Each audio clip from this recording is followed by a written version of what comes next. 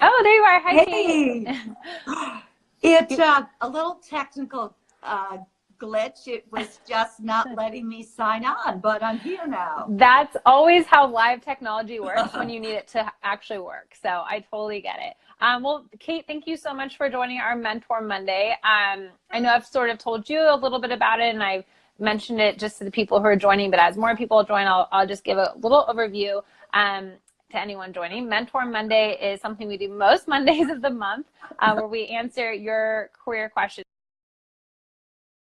in the comment section. We've got some great questions already lined up for you, Kate, to answer that people submitted. But before we get into the questions, I'd love for anybody who doesn't know who you are, can you tell us a little bit about yourself and also tell them about the Gutsy Girl handbook that you are releasing right now? Well, thanks so much, Lauren. Can I just say I love your website. It's just so smart and so fabulous. So I'm really honored to be here tonight. Thank you. Are you still seeing me, by the way? Yes, I can still Okay. hear you and see you. Oh, good. My picture disappeared. About 23 years ago, I wrote a book called Like Good Girls Don't Get Ahead, but Gutsy Girls Do. Mm-hmm. And it was a bestseller, and it was a lot of fun to go out with it at the time. And what happened is, over time, I think it became a Bible for women, Mm-hmm. but I was always so sure it was going to become obsolete. In fact, the last words in the book was, women won't need this when my daughter's in her 20s. But I think women still need to be reminded they have to take a gutsier approach in so many situations that I'm Mm-hmm. surprised to see even millennials clutch at times. Yeah, that's a good point. No, I'm sure you and I both wish the book was obsolete, but I don't think it will ever be. And I think you're probably right. Even if we are gutsier today than we were years ago, it's still nice to have a handbook to guide you. So, Yeah. and you wrote, you had a life prior to being an author too. You were the editor-in-chief at Cosmo, right? Yes, is such a absolutely fabulous experience. 14 years. I've been the editor-in-chief of a bunch of other magazines too. But Mm-hmm. as much as I loved it, and I know you guys deal a lot with side hustles. Yeah. I developed a side hustle writing murder mysteries and psychological thrillers, and I wanted, while I still had the chance, Mm-hmm. to go and do it. So Yeah. one thing I would just say to all you fabulous women thinking of side hustles, don't knock the idea of working for a great corporation. Yeah. Where you're going to make good money, have a pension, lots of perks, and do your side hustle down the road. Yeah. Consider that anyway. Yeah, no, absolutely. I love that advice. And at Career Contessa, we are huge fans of working for great organizations. And a lot of organizations actually love that people have side hustles today. I'm sure back in your day, it was a little bit more of like, keep it hush hush, don't talk about it. But today they seem to be embracing it. Book tour because I didn't want my boss to really be that aware that I was writing the mysteries. And of course they hit the New York Times bestseller list, and I'm ready to say, oh, that's another Kate White who's writing those. Yeah. Well, Kate, we have some great questions lined up for you today. The first is, what is a gutsy girl and how does that lead to success? So you've literally written the book on this. Maybe you can just give us a short answer on like, what exactly is a gutsy girl? I think in a nutshell, it's someone who has the guts to go for it, meaning you ask for the money you want without talking yourself out of it, as a lot of women still do. We know we're supposed to ask, but we come up with excuses not to. You raise your hand for opportunities. Studies show that men are more apt to be given the opportunities that can lead to promotion, some of those glamour jobs. And you pitch an idea in a meeting without having to qualify it with phrases like, maybe we should, or I'm just spitballing here, but it's all about just going for it. Yeah, I know I do that a lot. I have a couple phrases I use in order to get myself comfortable to say an idea. And I work with mostly women, everyone in my company is a woman. And then most of the organizations we work with, we're usually working with a female contact. And yet, even among women, I feel like I have to do that. I know. My fabulous executive editor at Cosmo, the first one, used to pitch these ideas by saying, this is probably a stupid, crazy, weird idea. And in her case, I always knew, but then it would be a great idea. Yeah. But every idea she pitched that way. Yeah, I know. It's like a safety measure, like if you don't like it, then I can gracefully back out of it. That's great. Okay, so next question we got from a reader was, how do I ask a former boss to be a mentor? So oftentimes we talk about finding mentors within your current organization, but how do you ask your former boss to be a mentor or continue working with you in your career? That's a great question, because former bosses, particularly if they loved you, can be great mentors. Yep. I would advise not necessarily coming right out and asking about it, because we're all so busy. The word mentor can kind of terrify someone these days. Yeah. So what you do is you write a fabulous letter when you leave, saying how much you love working for the person and that you'd love to stay in touch. And periodically you give them updates about the new job. You could say something like, all the skills you gave me really prepared me for this. You send a link to something that that person might be interested in. And then at some point you say, would you be open to getting coffee with me? I so valued your advice when you were my boss. I'd love to ask you a few questions. And so you kind of adopt the person without driving home. Without them knowing. Use up a lot of your time for the rest of my professional life. Right, right. And you're talking about starting out by doing a lot of it over email, where it isn't really a huge investment of their time, but hopefully eventually you work it into getting breakfasts or dinners or things like that. Yes, think like an amoeba. Email or quick text, and then suddenly it's a phone call, and then it's an overnight. Well, no, we don't want that anymore. Well, and I'm curious too. I mean, the examples, most of the time you would think that you're asking a mentor or a person to be your mentor because you left on good terms, and not that maybe you left on bad terms with the person, but sometimes when employees leave bosses, it's tough. You know, the boss feels a little like, hey, you left. So, I mean, are there any rules about asking a former boss, like, can you do it right after you leave, or should you give them some time? Well, give them time to show that you're not on an umbilical cord, that you've branched out to another place. I think this is a good moment to just say, too, how important the thank you note is.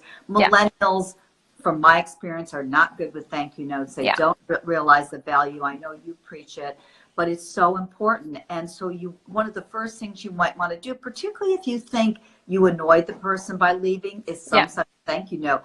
I left a publisher once, and they were mad. And a beautiful Hermes scarf that I sent, really smart. smooth. And I ended up doing another book with them down the road, and I swear, Hermes. Now that's pretty pricey, but my sin warranted a pricey gift. You had to do that based off of what you did. You had to pay a lot. No, I think that's a great idea. And I think oftentimes we hear, send thank you notes after an interview, although there's still so many people that don't. But I like your advice of make sure you send a thank you when you're leaving a job. Thank you for being my boss here and fantastic. That's something we don't hear as often. Do you know, I had a boss who became the editor-in-chief of GQ. And he's the person that in the height of the magazine business made GQ so powerful. It became a word in the dictionary. He's so GQ. Right. And someone I know just bought his papers because he died and his papers were auctioned. And in his papers was a note that I wrote him when he left. Wow. How much I adored him. And it's really powerful. He's had saved it all those years. Yeah. And that can make a huge difference. Yeah, that's great advice. Bosses love to be butt kissed. Please do more of it. Yeah, no, it's true. And I think part of that is because it's a thankless job to be a boss of it. You don't really get the credit if things go well, because that's really on your team. And when things go bad, it's all your fault. So I think that's great advice. Our last question for you is, how can I show I have experience for a job if I don't have direct experience? And, we get a lot of questions around career transitions, and they're becoming much, much more common. People are having lots of different careers and reinventing themselves. But how do you show that you have this experience when there's not an exact tie between what you've been doing and what you want to do? You guys actually had a fabulous piece on this, maybe this weekend, career changing. Yep. And I thought the advice in that was great. And there was one tip that I would just reinforce and add a little something to it. It talked about the importance of leveraging what you've been doing and spelling that out, where it intersects with what the new job entails. But I think if you can go one step further than that even, and give the person an example that's titillating. For instance, when I was in the magazine business, it was tough then, not so much now, to transition into the magazine business from other fields. And sometimes people from PR came in to meet with me. Mm-hmm. I would have loved it if someone in PR had said, look, we do events, we know how to promote. For instance, if I had been working on this piece that you have in the latest issue, what I would have done was take it one step beyond and had an event such as such and such that wouldn't have cost a lot of money, but would have generated a lot of social media, whet my appetite, make me be worried that I'm not going to have you with your great ideas on my staff. Yeah, no, I think that's a great idea. And obviously that's when you are in the room with the person and make sure that you've got some examples like that. I think it's really impressive. And also, while you're doing that, you're also showing off how much research you did about the role in the company, right? So it probably impressed you. Oh, absolutely. A young woman came in to see me once who was the niece of a friend of mine. And she had said she'd had an interview once with Anna Wintour at Vogue. And Anna Wintour asked, I'm terrified just thinking about it. But she asked her, what do you love? What are some of your favorite writers? What are some of the pieces that you've loved most recently in Vogue?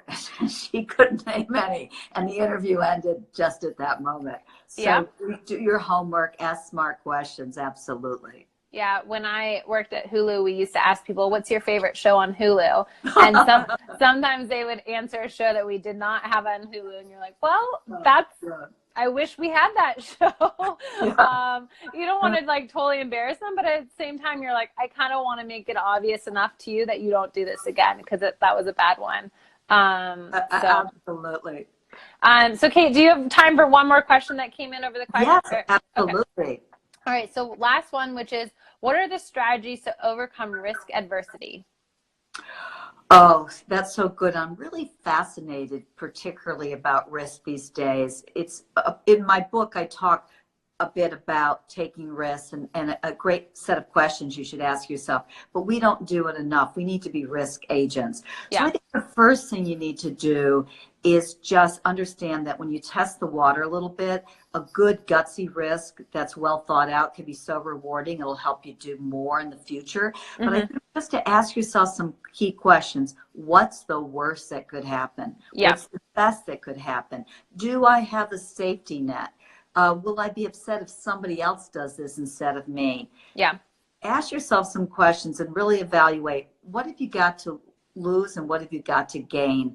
And then make a smart risk. Take a smart, because too often we just take risks because we think, hey, it's good to take a risk. You want to be smart about those. Yeah, absolutely. I was just at the United States of Women conference, and Michelle Obama was the keynote, and she talked a lot about how women are too grateful to have a seat at the table. When we have those seats at the table, we have to be willing to take risks to get ahead. And I thought that was just a really, a lot of times we hear the advice of get your seat at the table, get your seat at the table. And she's saying, we have the seats at the table. But what you're saying is take those smart risks while you're there. Yeah, we've already leaned in. And I always say it's not enough to do what you've been told to do and do it well. You've got to come up with big, bold, disruptive ideas. And be willing to present them to your boss and titillate your boss with where those ideas could take the department, the company, and go for it. And if you can't think of anything, ask yourself what's missing. Yeah.